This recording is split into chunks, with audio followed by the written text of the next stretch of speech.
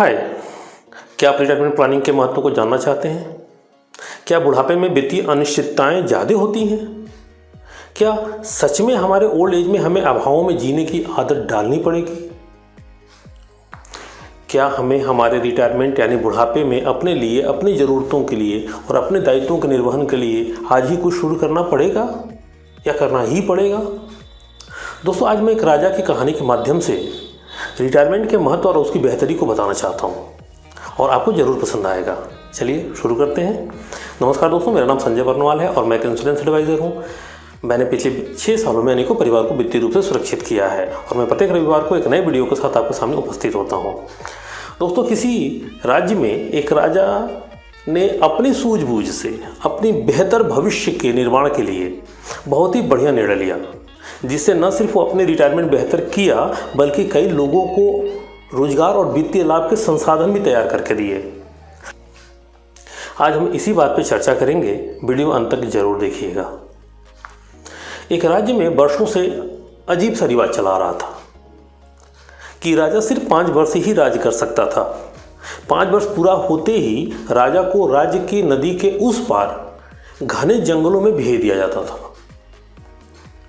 जहाँ कई तरह के जानवर हुआ करते थे।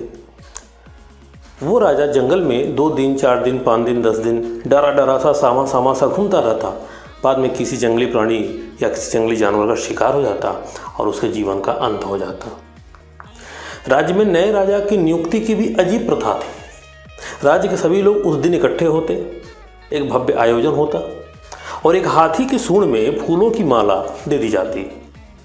हाथी जिसे वह हार पहनाता, उस इंसान को 5 साल के लिए यानी अगले 5 सालों के लिए उस राज्य का राजा नियुक्त कर दिया जाता। जो इंसान राजा बनता वो बहुत खुश हो जाता। 5 साल तक जो वो चाहता वही होता, विलासिता में जीवन आनंद व्यतीत करता। 5 साल ऐशो आराम करने के बाद किसी भी राजा को जंगल में जाना अच्छा नहीं लगता था। 5 साल तो उसने ऐशो आराम किया, लेकिन 5 साल बाद जैसे ही परंपरा के अनुसार जैसे ही उसको अब जंगल में जाने की आवश्यकता आती या समय आता, तो वो रोने लगता, रोता, चिल्लाता। लेकिन परंपरा थी तो थी, कोई उसकी एक नहीं सुनता। 5 साल होते ही राजा को रस्सी से बांधकर, घसीटकर नदी के उस पार नाव में बांधकर भयंकर जंगल में छोड़ दिया जाता। एक राजा का 5 साल का वक्त खत्म हुआ। सिपाही राजा को रस्सी से बांधने के लिए आगे आए। राजा ने उन्हें रोका, कहा, मैं खुद उस जंगल में जाने के लिए तैयार हूँ, तो फिर मुझे बांधने की क्या जरूरत है? सब सोचने लगे, राजा को ऐसा क्या हुआ है? वह खुद ही चल के जंगल में जाना चाहता है। सबको लगा कि यदि राजा खुद ही खुशी से जंगल में जाना चाहता है तो उसे रस्सी से बांधने की क्या जरूरत है? चारों ओर सैनिकों का पहरा लगा दिया गया। बीच में राजा रौब से चल रहा था। गांव के सभी लोग ये तमाशा देखने के लिए इकट्ठे हुए थे। हर 5 साल बाद जब राजा की विदाई वक्त आता तो खूब रोता चिल्लाता, तब पूरे गांव के लोग उसे रस्सी से बंधा हुआ देखने आते। राजा सबके सामने हाथ जोड़कर जिंदगी की भीख मांगता, गिड़गिड़ाता, रोता, चिल्लाता। लेकिन आज सब लोग कुछ और ही नज़ारा देख रहे हैं। आज तो सैनिकों के बीच राजा गर्व से मुस्कुराता हुआ हाथ ऊंचा करके लोगों को अभिवादन कर जवाब दे रहा था। अभिवादन करते हुए लोग सोचे थे, ये क्या हुआ? नदी के उस पार जाने के लिए, जंगल में पहुंचाने के लिए नाव भी तैयार थी। राजा को नाव में बिठाया गया। प्रफुल्लित और मुस्कुराते राजा को देखकर नाविक भी उलझन में पड़ गया, दुविधा में खो गया। सब लोग कानाफूसी करने लगे, कहीं राजा पागल तो नहीं हो गया, कहीं अपना मानसिक संतुलन तो नहीं खो बैठा। नाव जब बीच रास्ते में पहुंची तब नाविक ने राजा से पूछ ही लिया कि हे राजा, आप देखने में इतने बुद्धू तो नहीं लगते, मामला क्या है? आप बहुत ही खुशमिजाज लगते हैं। यह देखकर मुझे बहुत ही आश्चर्य हो रहा है। मुझे बहुत उत्सुकता हो रही है, अजीब सा हो रहा है कि आपको उस घने जंगल से डर नहीं लगता? इसके पीछे कुछ राज तो है, हमको बताइए। तब गंभीर मुद्रा में राजा ने नाविक से कहा, आखिर तुमने मुझे थोड़ा सा पहचाना? फिर उस राजा ने उस नाविक को समझाना शुरू किया। राजा ने बोला कि देखो, जिस दिन हाथी ने मेरे गले में हार डाला उसी दिन मुझे दिल में खुशी तो हुई, पर पहले दिन से ही मुझे 5 साल के बाद मेरे हालात क्या होने वाले हैं इसका एहसास था।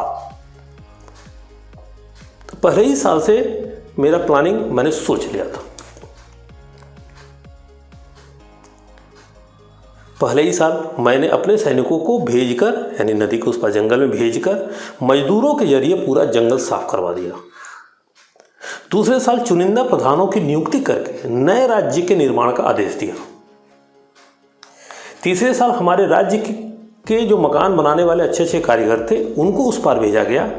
उन्होंने मेरे लिए एक अच्छा सा महल बनाया और गांव के लोगों के लिए भी नए आवासों की रचना की। चौथे साल नगर में अच्छे कारोबारियों को वहाँ पे रहने के लिए भेजा, कारोबार करने के लिए भेजा, ये बोल के कि वहाँ अभी टैक्स नहीं लगेगा, अभी टैक्स फ्री है। आज 5 साल खत्म हो चुके हैं और मेरा नया राज्य बन गया है। आज एक राज्य ने मुझे विदा किया तो दूसरा राज्य मेरे स्वागत के लिए तैयार है। इस राज्य के में परंपरा के अनुसार सिर्फ 5 साल ही राज करना पड़ा, लेकिन मैंने जो राज्य बनाया है वहाँ मैं जीवन भर राजा रहूँगा। मेरे बाद मेरे बच्चे राजा बनेंगे। इस राज्य में परंपरा के अनुसार राजा आए, 5 साल तक ऐशो आराम में डूबे रहे, इस खुशी में उलझे रहे, पर भविष्य के बारे में कभी नहीं सोचा।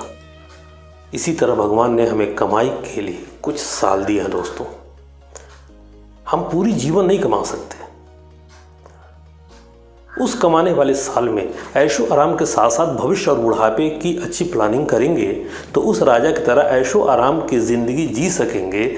लेकिन अगर प्लानिंग नहीं करते हैं और 60 साल तक सिर्फ ऐशो आराम में ही जीते हैं तो दूसरे राजाओं की तरह ढलती उम्र में आंसू बहाने पड़ेंगे। इसीलिए रिटायरमेंट प्लानिंग आज ही कर लेनी चाहिए। जो ज़िंदगी की शुरुआत में समझ जाते हैं, प्लानिंग बना लेते हैं, वो ज़िंदगी भर खुशी से ऐशो आराम से जीते हैं। जीवन बीमा पॉलिसी भविष्य की खुशियों की प्लानिंग है, आपके लिए, आपके परिवार के लिए, आपके बच्चों के लिए, आपके बुढ़ापे के लिए। इसलिए उसे खरीदना ही होगा। यह बात सबको समझना जरूरी है। ज़िंदगी में सब दिन एक तरह के नहीं होते, इसलिए ज़िंदगी की प्लानिंग करना बहुत ज़रूरी है। दोस्तों, आपसे रिक्वेस्ट है कि आज ही अपना रिटायरमेंट प्लानिंग कर लीजिए। ये सभी के लिए बहुत ज़रूरी है, ये बहुत महत्वपूर्ण है। और उस राजा की तरफ से अपना बाकी बचे हुए उम्र बिताइए। मेरा काम है आपको एडुकेट करना। मैं इस वीडियो के माध्यम से आपको जागरूक करना चाहता हूँ। वीडियो अंत तक देखने के लिए बहुत बहुत धन्यवाद। अगर आपको ये वीडियो पसंद आई हो तो लाइक, शेयर और सब्सक्राइब जरूर करें। मिलते हैं अगले रविवार को।